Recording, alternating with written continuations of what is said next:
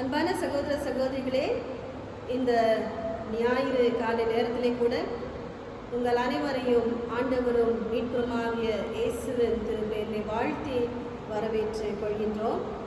இந்த வழிபாட்டிற்கு ஆரம்பமாக நாம் ஜெபம் செய்வோம். உன்னதமானவரே, உறைவிடமாக இருக்கின்ற எங்கள் அன்பின் தெய்வமே, இந்த புதிய நாளுக்காக உங்களுக்கு நாங்கள் நன்றிகளை செலுத்துகின்றோம். கர்த்தாவே, கடினமான சூழ்நிலைகள் இருந்தாலும் நீர் ஏராளமான நன்மைகளினால் எங்களை நிரப்பி இருக்கிறீர். இம்மட்டுமாக காத்து வழிநடத்தி வந்திருக்கிறீர்.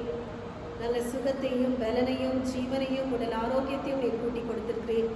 அந்த தயவுக்காய் நாங்கள் நன்றி உள்ளவர்களாக இருக்கின்றோம். விசேஷமாக இந்த நாளிலே கூட கர்த்தாவே, மீண்டுமாக இந்த ஊடகத்தின் வழியாக நாங்கள் ஒருவரை ஒருவர் சந்திக்கின்ற வாய்ப்பினை கொடுத்திருக்கிறீர். நாங்கள் ஒருவருக்காக ஒருவர் தாங்கி ஜெபிக்கின்ற இந்த தருணத்தை ஏற்படுத்தி கொடுத்திருக்கிறீர். அந்த தயவுக்காய் நன்றிகளை செலுத்துகின்றோம். ஆண்டவரே, இந்த வழிபாட்டினை உடைய அன்பின் கருத்துக்குள்ளாக நாங்கள் ஒப்புக் கொடுக்கின்றோம். நீரை பொறுப்பெடுத்து எங்களை வழிநடத்த வேண்டும் என்று இறைமைந்தர் இயேசு வழியாக இந்த ஜெபத்தை ஏறெடுக்கின்றோம். அன்பு நிறைந்த எங்கள் நல்ல கடவுளே, ஆமென். வழிபாட்டிற்கு ஆரம்பமாக நாம் அனைவரும் இணைந்து பாமாலைகளிலே 339வது பாடல், என் மீட்பர் ரத்தம் சிந்தினார் மாநீதியும் சம்பாதித்தார் என்ற பாடலை நாம் அனைவருமாக இணைந்து பாடுவோம். என் மீட்பர் ரத்தம் சிந்தினார் மாநீதியும் சம்பாதித்தார், என் சொந்த நீதி வெறுத்தேன், இயேசுவின் நாமம் நம்புவேன். நான் இருக்கும் பாறை கிறிஸ்துதான், வேரஸ்தி பாரமானந்தான், வேரஸ்தி பாரமானந்தான். கார்மேகமாவர் முகத்தை மறைக்கும் காலம் அவரை எப்போதும் போல நம்புவேன், மாறாதவர் என்றறிவேன். நான் இருக்கும் பாறை கிறிஸ்துதான், வேரஸ்தி பாரமானந்தான், வேரஸ்தி பாரமானந்தான். மரண வெள்ளம் பொங்கினும், என் மாம்சம் சூழ்ந்து போயினும், உம் வாக்குத்தத்தமானையும் என் நெஞ்சை ஆற்றி தேற்றிடும். நான் இருக்கும் பாறை கிறிஸ்துதான், வேரஸ்தி பாரமானந்தான், வேரஸ்தி பாரமானந்தான். நியாய தீர்ப்பு காலத்தில் எக்காலம் சத்தம் கேட்கையில், அஞ்சேன் மீட்பர் நிதியே, ஆனினன் என்னை மூடுமே. நான் இருக்கும் பாறை கிறிஸ்துதான், வேரஸ்தி பாரமானந்தான், வேரஸ்தி பாரமானந்தான். இறைவழிபாட்டு நூலிலே பக்கம் 76 இரண்டாம் ஆராதனை முறைமையை நாம் பின்பற்றுவோம். நாம் கடவுளை தொழுவோம். கடவுள் ஆவியாயிருக்கிறார். அவரை தொழுது கொள்ளுகிறவர்கள் ஆவியோடும் உண்மையோடும் அவரை தொழுது கொள்ள வேண்டும். நம்முடைய பிதாவாகிய கடவுளாலும் கர்த்தராகிய இயேசு கிறிஸ்துவினாலும் உங்களுக்கு கிருபையும் சமாதானமும் உண்டாவதாக. இது கர்த்தர் உண்டு பண்ணின நாள், இதிலே களி கொண்டு மகிழ கடவோம். பக்கம் 79. ஆண்டவரே, எங்கள் உதடுகளை திறந்தருளும், அப்பொழுது எங்கள் வாயுமுடைய புகழை அறிவிக்கும். பிதாவுக்கும் குமாரனுக்கும் பரிசுத்த ஆவிக்கும் மகிமை உண்டாவதாக, ஆதிலும் இப்பொழுதும் எப்பொழுதுமான சதா காலங்களிலும் மகிமை உண்டாவதாக. ஆமென். திரியேக கடவுளை நாம் போற்றுவோம். சேனைகளின் கடவுளாகிய கர்த்தரே, நீர் பரிசுத்தர், பரிசுத்தர், பரிசுத்தர். வானமும் பூமியும் உமது மகிமையால் நிறைந்திருக்கின்றன. உன்னதத்திலே ஓசன்னா. கர்த்தரின் நாமத்தினாலே வந்தவரும் வருகிறவானவர் ஸ்தோத்திரிக்கப்பட்டவர். உன்னதத்திலே ஓசன்னா. கடவுளே நீர் பரிசுத்தர், கடவுளே நீர் பரிசுத்தர். சர்வ வல்லவரே நீர் பரிசுத்தர், சர்வ வல்லவரே நீர் பரிசுத்தர். சாவாமையுடையவரே நீர் பரிசுத்தர், சாவாமையுடையவரே நீர் பரிசுத்தர். ஆண்டவரே, எங்களுக்காக சிலுவையில் அறையுண்ட எங்கள் மீட்பரே, எங்கள் மேல் கிருபையாயிரும். ஆண்டவரே, எங்களுக்காக சிலுவையில் அறையுண்ட எங்கள் மீட்பரே, எங்கள் மேல் கிருபையாயிரும். பரிசுத்த ஆவியாகிய ஆண்டவரே, எங்கள் மேல் கிருபையாயிரும். பரிசுத்த ஆவியாகிய ஆண்டவரே, எங்கள் மேல் கிருபையாயிரும். ஆண்டவரே, எங்கள் ஜெபங்களையும் ஆராதனையும் ஏற்றுக்கொண்டு எங்கள் மேல் கிருபையாயிரும். ஆண்டவரே, எங்கள் மேல் மனதுருகி எங்கள் மேல் கிருபையாயிரும். பாவ அறிக்கை. நமக்கு பாவம் இல்லை என்போமானால் நம்மை நாமே வஞ்சிக்கிறவர்களாகவும், நமக்குள் உண்மை இல்லை. நமது பாவங்களை அறிக்கையிட்டால் பாவங்களை நமக்கு மன்னித்து எவ்வித அநீதமும் நீங்க நம்மை சுத்திகரிப்பதற்கு அவர் நம்பத்தக்கவரும் நீதியும் உள்ளவர். நான் எழுந்து என் தகப்பனிடத்திற்கு போய், தகப்பனே, பரத்துக்கு விரோதமாகவும் உமது பார்வையிலும் பாவம் செய்தேன். இனி உம்முடைய மகன் மகள் என்று சொல்லப்படுவதற்கு நான் பாத்திரம் அல்ல. உம்முடைய கூலிக்காரரில் ஒருவராக என்னை வைத்துக் கொள்ளும் என்பேன். கடவுள் ராஜ்யம் சமீபித்திருக்கிறது. மனம் திரும்பி சுவிசேஷத்தில் நம்பிக்கை வையுங்கள். நமது பலவீனங்களுக்காக பரிதபிக்க முடியாத பிரதான ஆசாரியர் நமக்கு இராமல் எல்லா விதத்திலும் நம்மை போல் சோதிக்கப்பட்டும் பாவமில்லாத பிரதான ஆசாரியரே நமக்கு இருக்கிறார். நாம் அமர்ந்த வண்ணமாக மௌனமாக நம்மை நாமே சோதனை செய்வோம். சர்வ வல்லமையுள்ள கடவுளிடத்தில் நாம் நமது பாவங்களை தாழ்மையோடு அறிக்கையிடுவோம். பாவ அறிக்கைக்கு துணையாக 81ஆம் பக்கத்தில் உள்ள முதலாம் பாவ அறிக்கை ஜெபத்தை நாம் அனைவருமாக சேர்ந்து சொல்வோம். சர்வ வல்லமையும் மிகுந்த இரக்கமுள்ள பிதாவே, தப்பி போன ஆடுகளைப் போல நாங்கள் உம்முடைய வழிகளை விட்டு வழுவி அலைந்து போனோம். எங்கள் இருதயத்தின் யோசனைகளுக்கும் விருப்பங்களுக்கும் மிகவும் இணங்கி நடந்தோம்.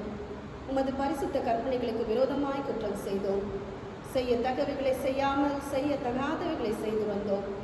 எங்களுக்கு சுகமே இல்லை. ஆனாலும் ஆண்டவரே, தேவரீர் எங்கள் ஆண்டவராகிய இயேசு கிறிஸ்துவின் மூலமாய் மனிதருக்கு அருள் செய்த வாக்குத்தத்தங்களின்படியே நிர்பாக்கியமுள்ள குற்றவாளிகளாகிய எங்களுக்கு இறங்கும். தப்பிதங்களை அறிக்கையிடுகிற எங்கள் மேல் பொறுமையாயிரும். பாவத்தின் நிமித்தம் துக்கப்படுகிற எங்களை சீர்படுத்தும். மிகவும் இரக்கமுள்ள பிதாவே, உம்முடைய பரிசுத்த நாமத்திற்கு மகிமை உண்டாகும்படி நாங்கள் இனி தேவ பக்தியும் நீதியும் தெரிந்த புத்தியும் உள்ளவர்களாய் நடந்து வர இயேசு கிறிஸ்துவின் நிமித்தம் எங்களுக்கு கிருபை செய்தருளும். ஆமென். பாவ மன்னிப்பின் நிச்சயத்தை உறுதியோடு நாம் பெற்றுக்கொள்வோம். சர்வ வல்லமையும் மிகுந்த இரக்கமுள்ள ஆண்டவர் மன்னிப்பையும் பாவ நிவர்த்தியையும் நமக்கு கட்டளையிட்டருளி வாழ்க்கையை சீர்படுத்துவதற்கான காலத்தையும் தமது பரிசுத்த ஆவியின் கிருபையையும் தேற்றுதலையும் தந்தருள்வாராக. ஆமென். ஆண்டவரை துதியுங்கள். ஆண்டவர் நாமம் துதிக்கப்படுவதாக. அன்புக்குரியவர்களே, கடவுளுடைய வார்த்தையை கேட்பதற்கு முன்பதாக நாம் தலைகளை தாழ்த்தி கடவுளை நோக்கி வேண்டிக் கொள்வோம். அன்பு நிறைந்த நல்ல கடவுளே, உம்முடைய திருப்பணிக்காக எங்களை நீர் தூதுவராக தெரிவு செய்திருக்கின்றீர். ஆண்டவரே, இந்த நற்செய்தியை அறிவிக்கும் வண்ணமாகவும் பல இடங்களுக்கு சென்று சாட்சி பகிர்கின்ற வாழ்க்கையை வாழ்வதற்கதாக நீர் எங்களை தேர்ந்தெடுத்ததற்காக நன்றிகளை ஏறெடுக்கின்றோம். கிறிஸ்துவுக்குள் நாங்கள் அனைவரும் தூதுவராகவோ இருக்கின்றோம். ஆண்டவரே, இந்த திருப்பணியை மிக சிறப்பாக செய்வதற்கு எங்கள் ஒவ்வொருவரிடத்திலும் கொடுத்ததற்காக உங்களுக்கு நன்றிகளை ஏறெடுக்கின்றோம். கர்த்தாவே, இப்பொழுது உம்முடைய வசனங்களை தியானிக்க நாங்கள் காத்திருக்கின்றோம். ஆண்டவரே, இதை கேட்டு நாங்கள் அதன்படி நடந்து கொள்ள எங்களையே நாங்கள் அர்ப்பணிக்கின்றோம். வெறும் கேட்கிறவர்களாக மட்டுமல்லாமல் உம்முடைய வார்த்தையை கேட்டு செயல்படுகிறவர்களாக இருக்க எங்களை பயன்படுத்தும். உமக்கே மாட்சி உண்டாகட்டும். ஆண்டவராக இயேசு கிறிஸ்துவின் திருப்பேரில் கென்று மன்றாடுகிறோம் அன்பு நிறைந்த நல்ல கடவுளே, ஆமென். கிறிஸ்துவுக்குள் அன்பார்ந்தவர்களே, நாம் சிந்திக்கும்படியாக கொடுத்திருக்கின்ற தலைப்பு people of God, ambassador of Christ, இறை மக்கள் கிறிஸ்துவின் தூதர். இதற்கு திருமறை பகுதிகள் யோசுவா 1ஆம் அதிகாரம் வசனங்கள் 1 துவங்கி 9 வரை, நிருபபாடம் 2 கொரிந்தியர் 5ஆம் அதிகாரம் வசனங்கள் 16 துவங்கி 6ஆம் அதிகாரம் 10 வசனங்கள் வரை, மார்க்கு 6ஆம் அதிகாரம் 7ஆம் வசனம் துவங்கி 13 வசனங்கள் வரை. அன்புக்குரியவர்களே, இறை மக்கள் ஆகிய நாம் கிறிஸ்துவின் தூதுவராக எப்படி செயல்பட வேண்டும்? முதலாவதாக அம்பாசிடர் என்ற வார்த்தை, இதற்கு கிரேக்க மொழியில் பயன்படுத்தப்பட்டிருக்கின்ற வார்த்தை பிரஸ்பிட்டோ. இதனுடைய அர்த்தம் என்னவென்று பார்க்கும்போது, ஒரு வயதுக்கு மூத்தவர் அல்லது மூப்பர், இவர்களுக்கு இந்த பொறுப்புகள் கொடுக்கப்படுகிறது. இதனுடைய மொழியாக்கம் மற்றும் பொருள் என்னவாக இருக்கிறது என்றால் பிரதிநிதியாக இருக்கிறது. கிரேக்க மொழியில் சொல்லப்பட்டிருக்கின்ற வார்த்தைக்கு அர்த்தம் என்னவென்று பார்க்கும்போது, representative, a senior or an elder for presbyto, இந்த வார்த்தைக்கு அம்பாசிடர் என்று. இதே வார்த்தை லத்தீன் மொழியில் மொழியாக்கம் செய்யப்பட வேண்டும் என்றால் அதற்கு லிகேட்டஸ் என்ற வார்த்தையை பயன்படுத்துகிறார்கள். லிகேட்டஸ் என்பதற்கு அதனுடைய பொருளுக்கு என்ன அர்த்தம் என்று பார்க்கும்போது, ரோம அதிகாரிகள் அந்த காலத்தில் வாழ்ந்தபோது ரோம அரசாங்கத்தில் உயர்ந்த அதிகாரிக்கு தரப்படுகின்ற மிகப்பெரிய பொறுப்பாக இருக்கும். ஹை ரேங்கிங் ரோமன் அபிஷியல் என்று சொல்லப்படுகிறது. இந்த லிகேட்டஸ் என்பதற்கு இவர் அரசு தூதுவராக இருந்து ஒரு இடத்திலிருந்து மற்ற இடத்திற்கு சென்று அந்த அரசாங்கவுடைய செய்தியை மற்றவர்களுக்கு அறிவிக்கிறவராக இருக்கின்றார். இதே வார்த்தை ஆங்கிலத்திலே அம்பாசிடர் என்பதற்கு என்ன பொருள்படுகிறது என்றால் டிப்ளமேட்டிக் எம்பசி என்று சொல்லப்படுகிறது. அதாவது அரசு சார்பிலிருந்து ஒரு பிரதிநிதியாக தெரிவு செய்யப்பட்டு அவர் அயல் நாட்டுக்கு சென்று அங்கு தூதுவராக பணிபுரிகின்ற நபருக்குத்தான் இந்த பொருளாக அம்பாசிடர் என்று சொல்லப்பட்டிருக்கிறது. கிரேக்க மொழி, லத்தீன் மொழி மற்றும் ஆங்கில மொழியில் பார்க்கும்போது ஒரு உச்சகட்டமான ஒரு உயர்வு இருக்கின்ற மனிதருக்கு தான் இந்த பொறுப்புகள் கொடுக்கப்படுகிறது. ஒரு சில அரசாங்கத்தில் இதற்கு போட்டி இல்லாமல், தேர்வு இல்லாமல், தேர்தல் இல்லாமலே அவர்களுடைய வாழ்க்கையை பார்த்து, அவருடைய கல்வி அறிவு அல்லது அவர்கள் பணியாற்றி இருக்கின்ற அந்த தகுதிகளை பார்த்து தருகின்ற ஒரு மிகப்பெரிய பொறுப்பாக இருக்கிறது. இது ஒவ்வொரு நாட்டிலும் இவர்கள் அயல் நாட்டுக்கு சென்று அரசு தூதுவர்களாக பணிபுரிகிறதை ஒரு பொறுப்பை நாம் பார்த்திருக்கின்றோம். இந்த சூழ்நிலையில் ஆண்டவராக இயேசு கிறிஸ்து ஒவ்வொருவரையும் பார்த்து நம்மை கிறிஸ்துவின் தூதுவராக அழைத்திருக்கின்றார். கிறிஸ்துவின் தூதுவராக நாம் அழைக்கப்படும் போது எத்தகையான செயல்பாடுகளை இணைந்திருக்க வேண்டும் என்றுதான் நாம் இன்று தியானிக்க இருக்கின்றோம். நாம் வாசிக்க கேட்ட 3 திருமறை பகுதிகளிலிருந்தும் பார்க்கும்போது ஒரு கிறிஸ்துவின் தூதுவர் என்ன தன்மைகள் உடையவராக இருக்க வேண்டும், அவருடைய அழைப்புக்கு ஏற்ற எப்படி செயல்பட வேண்டும் என்று பார்க்கும்போது முதலாவது குறிப்பை நான் உங்களுக்கு சொல்லுகின்றேன். Ambassadors of Christ are commission for challenging ministry.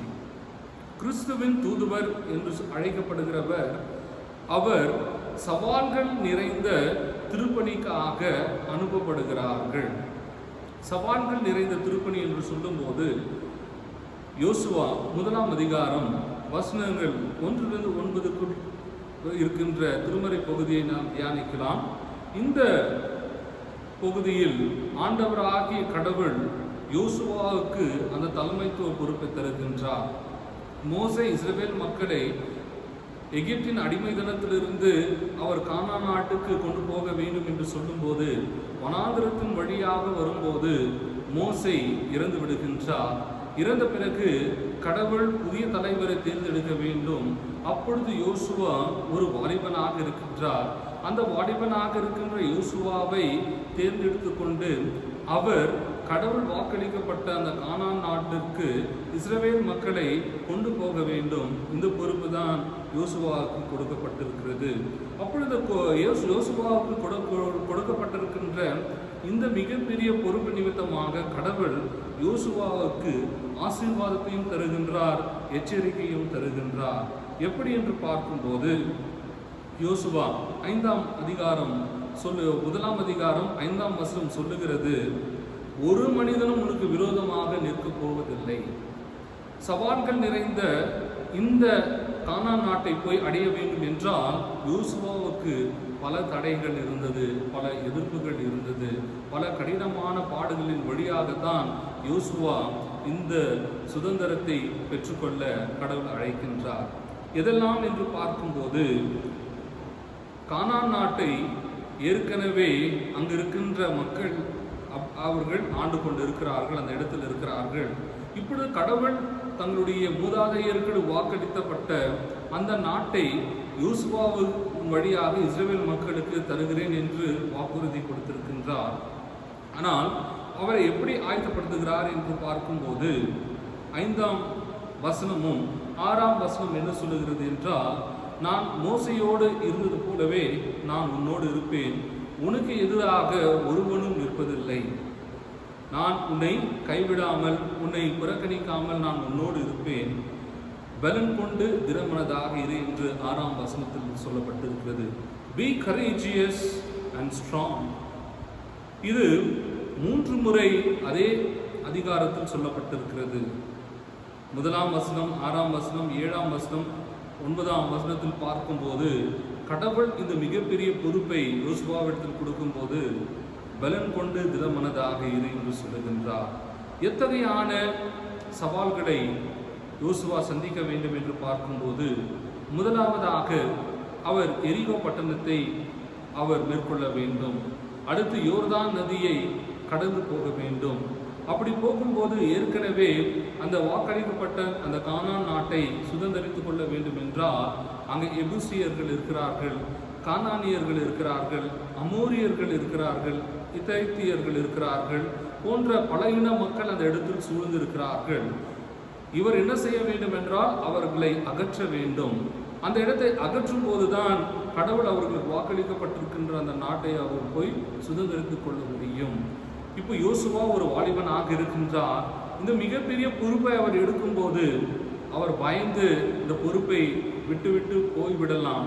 ஆனாலும் கடவுள் யோசுவா இடத்தில் சொல்லுகின்றார், நான் மோசையோடு இருந்தது போலவே உன்னோடு இருப்பேன், நான் உன்னை விட்டு விலகுவதும் இல்லை, உன்னை கைவிடுவதும் இல்லை என்றும் சொல்லி இருக்கின்றார். பலன் கொண்டு நீ திடமனதாயிரு என்று 6ஆம் வசனம், 7ஆம் வசனம், 9ஆம் வசனத்திலும் சொல்லப்பட்டிருக்கிறது. நம்முடைய வாழ்க்கையிலும் அப்படிதான். ஒரு லக்கை நோக்கி நாம் அடைய வேண்டும் என்று சொல்லும்போது பல எதிர்ப்புகளை நாம் சந்தித்துக் கொண்டிருக்கின்றோம்.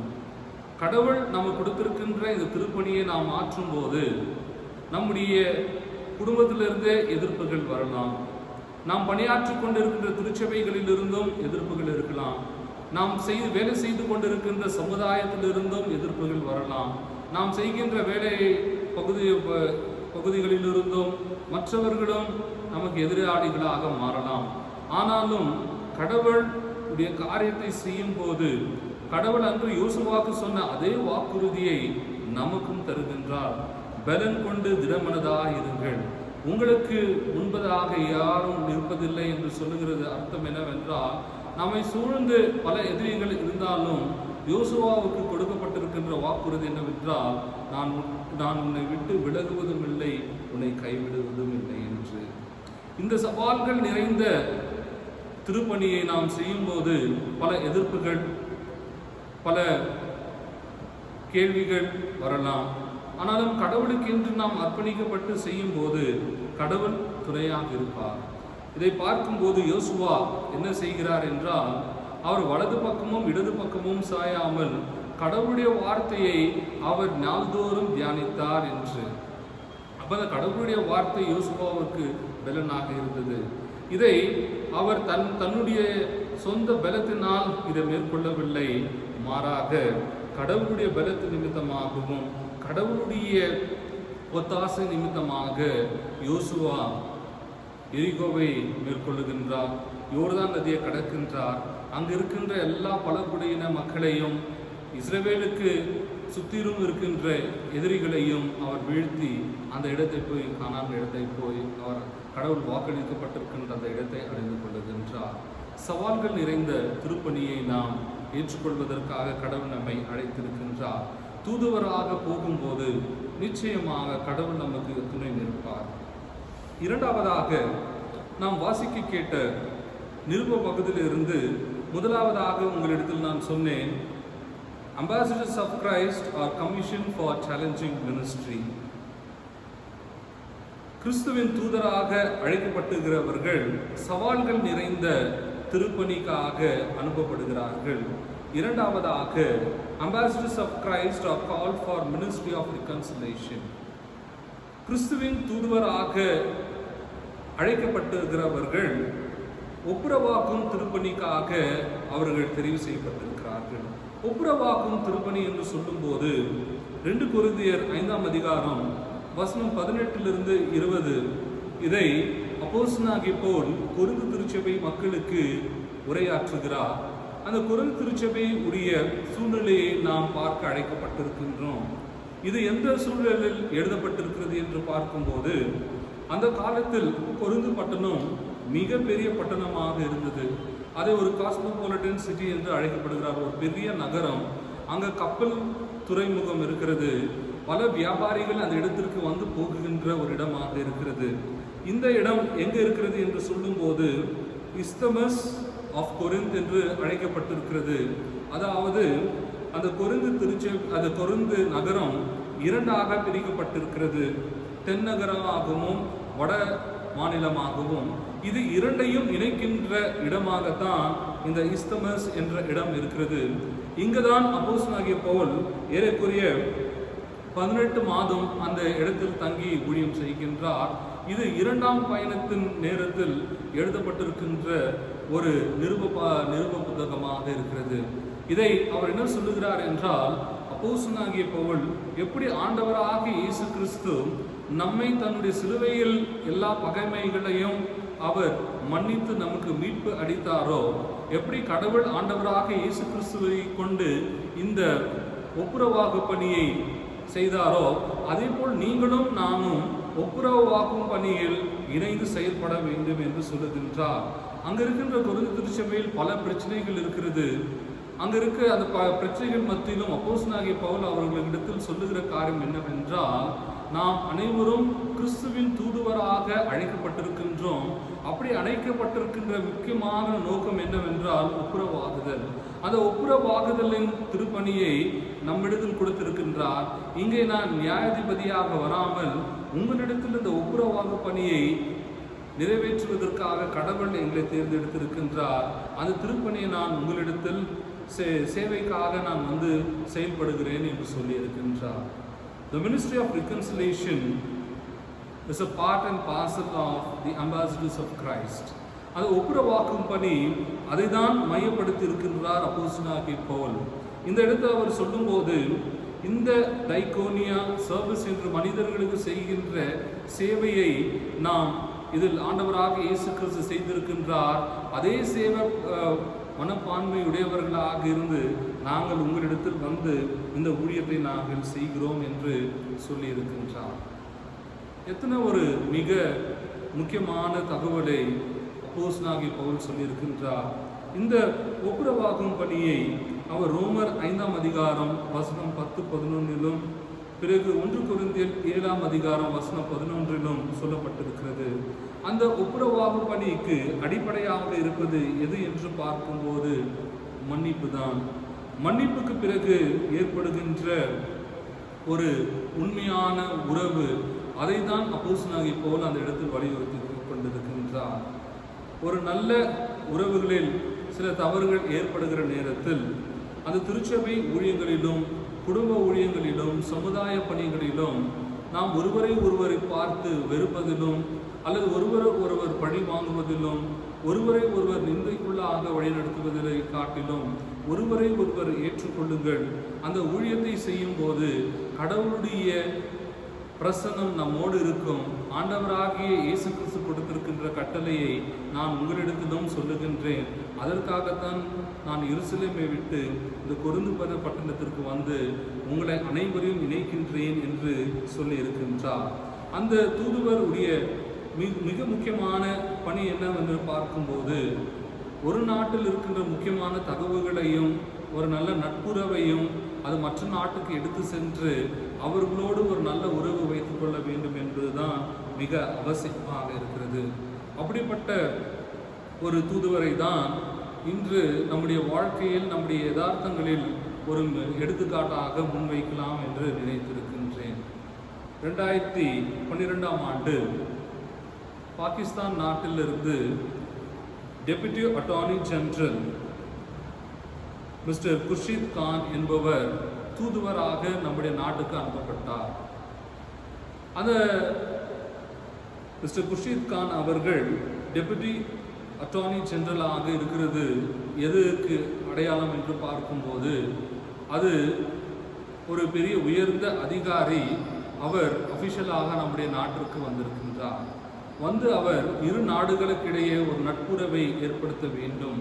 அப்படிப்பட்ட மனிதர் என்ன செய்கிறார் என்றால், அவர் நேரடியாக குருத்வாருக்கு சென்று அங்கே பக்தர்களுடைய காலணிகள் வைக்கப்பட்டிருக்கிறது, அதை சுத்தப்படுத்துவதிலும் குருத்வாராக்கு சென்று அங்கு இருக்கின்ற அந்த தொழுகை கூடத்தை தூய்மைப்படுத்துவதிலும் சுத்தப்படுத்துவதிலும் ஈடுபட்டிருந்தார்.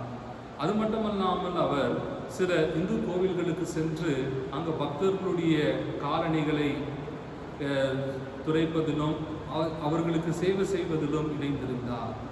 அதற்கு மக்கள், பத்திரிகை நிருபவர்கள் கேட்டார்கள், நீங்கள் ஒரு உயர்ந்த அதிகாரியாக பாகிஸ்தான் நாட்டிலிருந்து இந்திய நாட்டிற்கு வந்திருக்கிறீர்கள், ஏன் இந்த காரியங்கள் எல்லாம் நீங்கள் செய்கிறீர்கள் என்று கேட்டதற்கு அவர் கொடுத்த பதில் என்னவென்றால், என்னுடைய நாட்டில் சிறுபான்மையாக வாழ்ந்து கொண்டிருக்கிறவர்கள் சீக்கியர், இந்துக்கள், இவர்களை தீவிரவாதிகள் ஒரு சில நேரங்களில் அவர்களை தாக்குவது உண்டு. அப்படிப்பட்ட அநேகர் சில உயிர்கள் இழப்பு சந்தித்திருக்கிறார்கள். எங்கள் நாட்டில் எல்லோரும் சந்தோஷமாக வாழ வேண்டும் என்று நினைக்கும் போது ஒரு சில சிறுபான்மையர்களுக்கு ஏற்பட்டிருக்கின்ற அநீதி நிமித்தமாக நான் அவர்களுக்கு சேவை செய்தால் அது கடவுளுக்கு சேவை செய்தது போலவே இருக்கும். அந்த இரு நாடுகளுக்குள்ளவே ஒரு நல்ல நட்புறவு மலரும் என்று சொன்னார். இதை பாகிஸ்தான் நாட்டு அரசாங்கம் வன்மையாக கண்டித்து அவரை அந்த அதிகாரத்திலிருந்து நீக்கிவிட்டது. ஆனாலும் அவர் திரும்பி அவருடைய நாட்டுக்கு சென்று அவர் சொன்னது என்னவென்றால், ஒரு சேவை செய்வதுக்கு ஒரு மிகப்பெரிய பொறுப்புகள் தேவையில்லை, நான் ஒரு நல்ல மனிதனாக இருந்தால் போதும், பிற சமய மக்களையும் நான் மதிக்க வேண்டும். நான் இப்பொழுது இந்திய நாட்டிற்கு வந்து இந்த காரியத்தை செய்துவிட்டு வந்திருக்கின்றேன். நான் மேற்கத்திய நாடுகளுக்கும் செல்கின்றேன். அங்கு கிறிஸ்துவ சகோதரர்கள் வசிக்கின்ற தேவாலயங்களுக்கு, திருச்சபைகளுக்கு சென்று அவர்களுடைய காலணிகளையும் நான் சுத்தப்படுத்துவேன். அங்கே இருக்கின்ற திருச்சபையும் நான் சுத்தப்படுத்தி என்னுடைய சேவையை நான் தொடர்ந்து செய்வேன் என்று சொல்லியிருக்கின்றார்.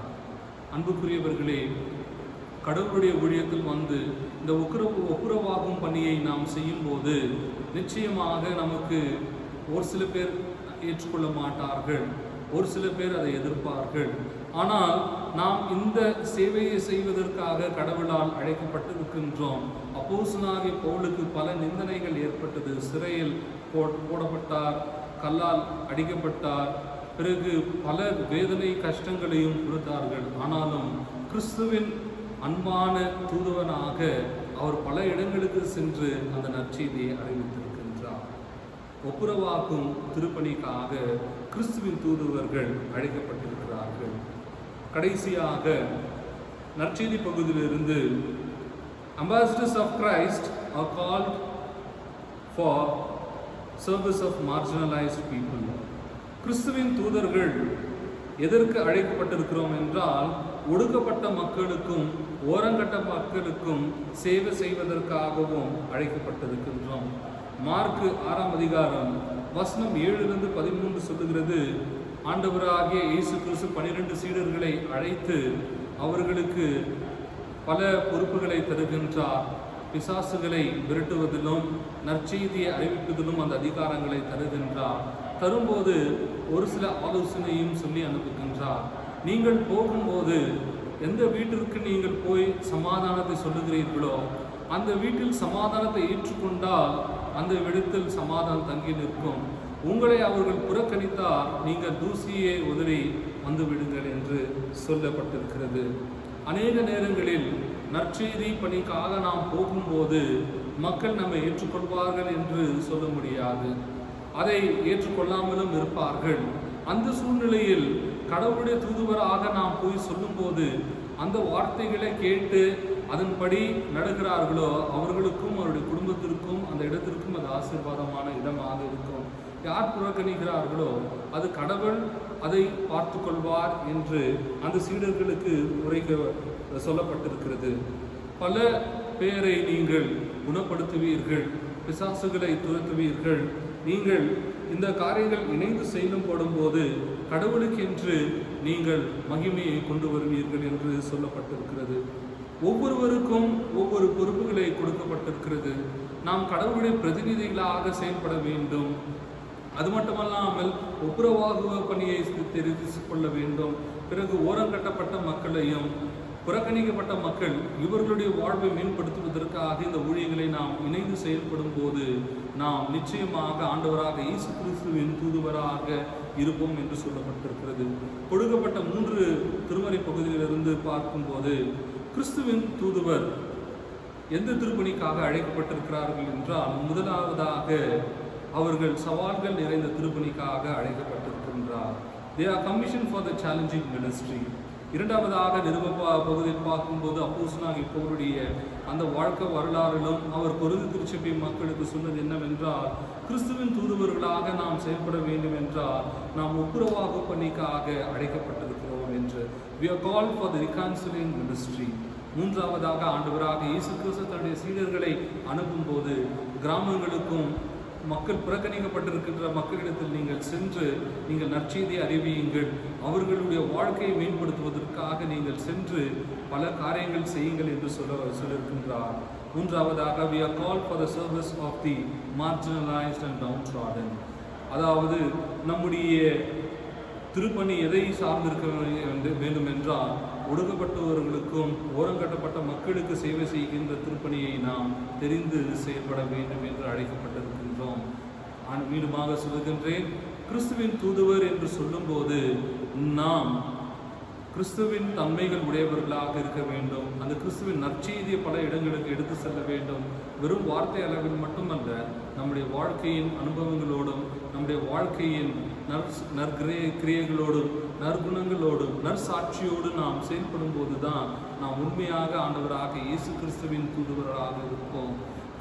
ஆண்டவராக இயேசு கிறிஸ்துவின் தூதுவர் என்று சொல்லும்போது வெறும் ஆயர்கள் மட்டுமல்ல, இங்கே இருக்கின்ற விசுவாசிகளும் கிறிஸ்துவை ஏற்றுக்கொண்டு இருக்கின்ற ஒவ்வொருவரும் ஆண்டவராக இயேசு கிறிஸ்துவின் தூதுவர்களாக இருக்கின்றோம். இப்படிப்பட்ட உன்னதமான அழைப்பை ஏற்று நாம் நம்முடைய திருச்சபையிலும் குடும்பத்திலும் சமுதாயத்திலும் கிறிஸ்துவின் தூதுவர்களாக செயல்பட கர்த்தர் தாமே நம்மை ஆசீர்வதித்து வழிநடத்துவாராக. ஆமென். ஜெபிப்போம். அன்பு நிறைந்த நல்ல கடவுளே, ஆண்டவராக இயேசு கிறிஸ்துவை நீர் இந்த உலகத்திற்கு அனுப்பி அவர் ஒப்புரவாகும் பணியை எங்களை மன்னித்து மீட்டெடுத்து எங்களுக்கு மீண்டுமாக மறுவாழ்வு கொடுத்து இந்த தூது பணியை செய்வதற்காக தெரிவு செய்திருக்கின்றார். ஆண்டவரே, நாங்கள் இந்த தூதுவ பணியில் செயல்படும் போது உம்முடைய பிரதிநிதிகளாக நாங்கள் தெரிவு செய்யப்பட்டிருக்கின்றோம். உம்முடைய போதனையிலும் ஆண்டவரே உம்முடைய நற்சாட்சிகளையும் ஆண்டவரே நீர் செய்திருக்கின்ற நல்ல நல்ல பண்புகளையும் நாங்கள் பிறருக்கு எங்களுடைய வாழ்க்கையின் சாட்சி பிரகாரமாக நாங்கள் உரைக்கும் போது நிச்சயமாக நீர் எங்கள் ஒவ்வொருவரையும் ஆசீர்வதிக்கின்றீர். ஆண்டவரே, இந்த சவால்கள் நிறைந்த திருப்பணியை நாங்கள் தெரிவு செய்யவும், ஆண்டவரே ஒப்புரவாகும் திருப்பணியை நாங்கள் தெரிவு செய்யவும், ஒடுக்கப்பட்ட மக்களுக்கு சேவை செய்வதிலும் நாங்கள் தெரிவு செய்வதற்காக அழைக்கப்பட்டிருக்கின்றோம். ஆண்டவரே, இந்த மகத்துவமான பணிகளை செய்யும் போது ஆண்டவராக இயேசு கிறிஸ்து தாமே எங்களுக்கு முன்மாதிரியாக இருந்து வழிநடத்தி கொண்டிருப்பதற்காக நன்றிகளை ஏறெடுக்கின்றோம். தொடர்ந்து எங்களுடைய குடும்பத்திலும் திருச்சபையிலும் சமுதாயத்திலும் நாங்கள் இந்த தூதுவர் பணியை செய்யும் போது ஆண்டவரே மிக சிறந்த திருப்பணியாக செயல்படும் போது பிறருக்கும் நாங்கள் ஆசீர்வாதமாக இருக்க எங்களை நாங்கள் அர்ப்பணிக்கின்றோம். ஆண்டவரே, எல்லா துதி கன மகிமை உமக்கு ஒருவருக்கே இருக்கட்டும். ஆண்டவராக இயேசு கிறிஸ்துவின் திருப்பேரில் இன்று மன்றாடுகிறோம் அன்பு நிறைந்த நல்ல கடவுளே, ஆமென். என் ஆத்துமாவே கர்த்தரை ஸ்தோத்திரி, என் முழு உள்ளமே அவருடைய பரிசுத்த நாமத்தை ஸ்தோத்திரி. என் ஆத்துமாவே கர்த்தரை ஸ்தோத்திரி, கர்த்தர் செய்த சகல உபகாரம் மறவாதே. ஆமென். கடவுளுடைய ஆசீர்வாதத்தை விசுவாசத்தோடு பெற்றுக்கொள்வோம். நம்முடைய தாய் தந்தையாம் கடவுளின் அன்பும் ஆண்டவராக இயேசு கிறிஸ்துவின் அருளும் உந்துதல் தருகிற தூய ஆவியரின் கூட்டுரும் வழிநடத்தலும் நம் அனைவருடன் சதா காலங்களில் தங்கி நிலைத்திருப்பதாக. ஆமென். கடவுள் உங்களை ஆசீர்வதித்து வழிநடத்துவாராக. ஆமென்.